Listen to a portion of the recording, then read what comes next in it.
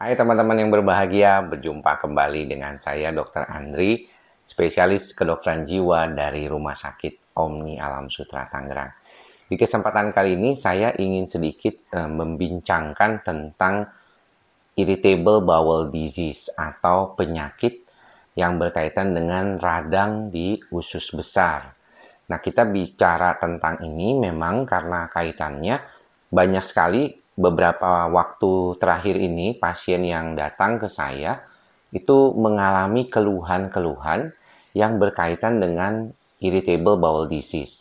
Biasanya irritable bowel disease juga gejalanya mirip dengan kondisi gangguan dispepsia, walaupun seringkali disertai dengan pemeriksaan kolonoskopi yang menghasilkan adanya peradangan yang cukup banyak, dan kemudian juga dari hasil fekal protein ya, pemeriksaan kotorannya itu biasanya fekal proteinnya itu bisa ratusan ya, biasanya kan di bawah 50 tapi ini bisa ratusan. Nah, banyak orang bertanya nih, apakah kondisi ini berhubungan dengan suatu keadaan gangguan kecemasan atau psikosomatik? Karena banyak banget nih gejala ini terkait dengan kondisi yang tidak nyaman di daerah lambung, tapi kemudian juga mengganggu semuanya. Bisa larinya tuh ke cemas, nggak bisa tidur juga ya, perasaan was-was, dan gejala-gejala lainnya. Memang kalau dikaitkan dengan suatu kondisi penyakit, maka IBD atau Irritable Bowel Disease ini adalah penyakit radang usus yang harus diobati. Ya, banyak sekali penggunaan obat-obatan yang biasanya teman-teman mungkin kenal, yaitu Salovac dan Budenovac. Itu yang biasanya merek yang sering dipakai oleh beberapa dokter penyakit dalam dan lambung untuk mengatasi hal tersebut. Dan juga di dalam prakteknya banyak juga yang ternyata itu ada kaitannya dengan problem gangguan cemas dan gangguan yang berkaitan dengan kekhawatiran akan penyakit yang terus-menerus seperti ini. Nah, saya ingin membahasnya dari salah satu textbook yang biasanya saya pakai untuk membantu saya ya, untuk mengatasi gejala-gejala gangguan psikosomatik. Ada Textbook of Psychosomatic Medicines and Consultation Liaison Psychiatry. Buku ini terbaru, adalah edisi ketiga ya dari American Psychiatric Association ya. Jadi ini biasanya buku rujukan saya untuk kalau misalnya berbicara tentang masalah-masalah yang berkaitan dengan gangguan psikosomatik. Nah, saya mau bacakan ini ya, terkait dengan gastrointestinal disorder, terutama kaitannya dengan irritable bowel disease ya, atau IBD. Apakah di sini ada sesuatu yang mungkin berkaitan dengan keadaan kita di dalam praktek sehari-hari ya. Jadi kalau di sini dikatakan bahwa irritable bowel disease itu adalah suatu penyakit yang kronis, yang sering kambuhan ya, dan biasanya terus-terusan mengenai mukosa dari intestinal ya, terjadilah inflamasi atau suatu peradangan yang berlebihan. Nah, gejala-gejalanya itu bisa diare, demam ya, nyeri atau kram dari abdominal ya, juga ada perdarahan, kadang-kadang penurunan berat badan, dan rasa lelah yang berlebihan. Berlebihan itu juga seringkali menyebabkan kualitas hidupnya jadi terganggu.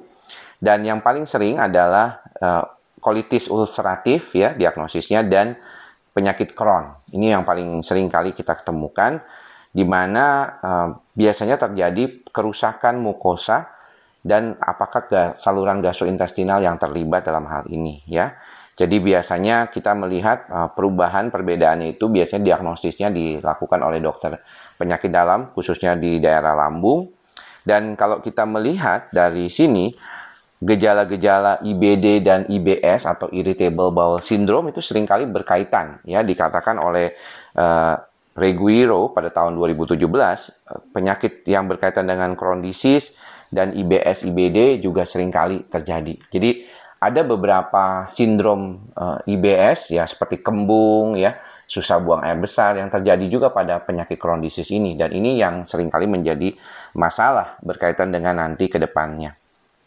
Nah, apakah hubungan antara stres dan IBD? Nih saya bacakan di sini ya, bahwa hubungan antara stres dan IBD ini dikaitkan dengan adanya suatu keterlibatan dari HPA aksis dan sistem saraf otonom ya.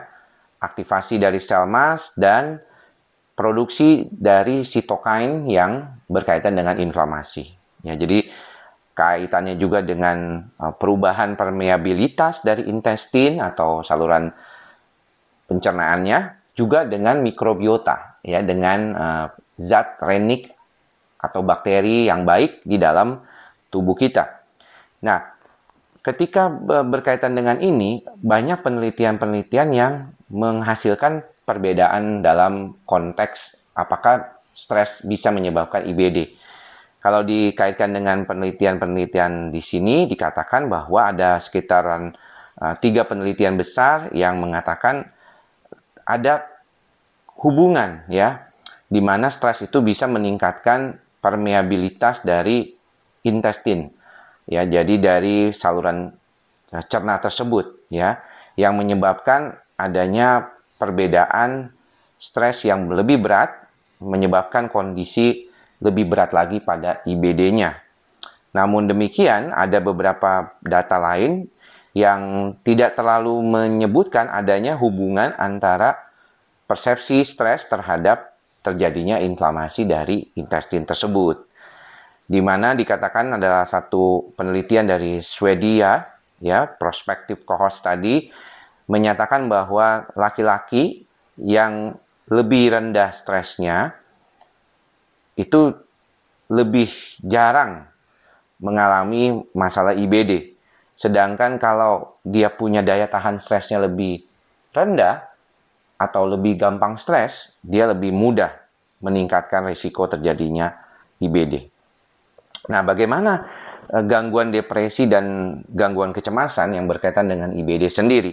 Apakah ada hal yang mungkin bisa membuat problem berkaitan dengan hal ini? Ternyata dikatakan bahwa kalau misalnya penyakit radang usus seperti IBD ini memang mempunyai problem menurunkan kualitas hidup.